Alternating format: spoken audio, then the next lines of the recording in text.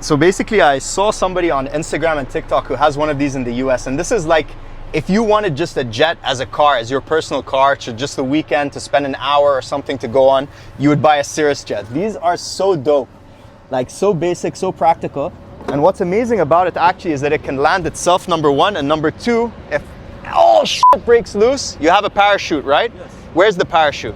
Is in the nose. So there's a parachute in the nose, and what happens? It deploys? There is a rocket deploying the parachute in a couple of seconds, and then there are two strings coming out from the skin, taking the weight of the back, so the airplane will come down horizontally. Amazing. Incredible. Incredible piece of engineering.